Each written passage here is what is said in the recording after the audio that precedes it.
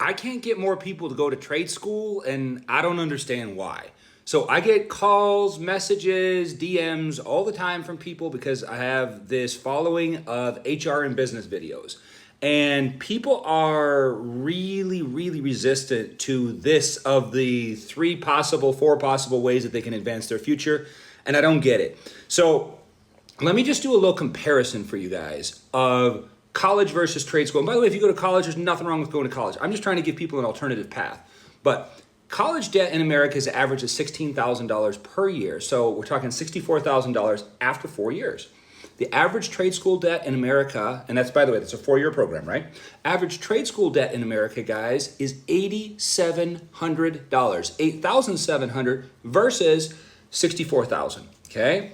Now, average length to complete, 14 months. Now, every state is different with their requirements, and we're talking about plumbers, electricians, HVAC technicians, and welders, okay? There's other ones too in different states, smaller programs, but those are the 4 main ones.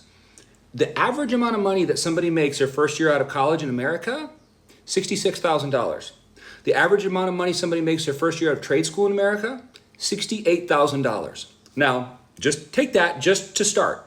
Now, not everybody wants to be a plumber, electrician, welder, or HVAC tech, right? Okay. So in 14 months, you're going to get out and make more than you did in 4 years for not even a quarter of the debt.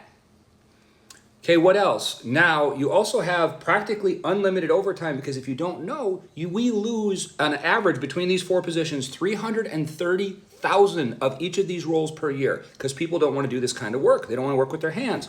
But meanwhile, people who work retail where they're still working with their hands and other stuff that pay far less, that are, like not really going to allow them to escalate that far up the chain of being able to make more money. With these, after you finish your apprenticeship, a lot of these are union jobs with union benefits, good benefits.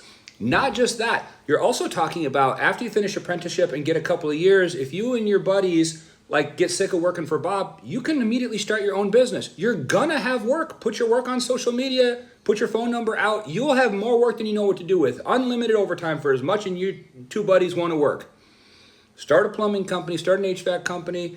It's unlimited, guys, what you can do right now in these fields.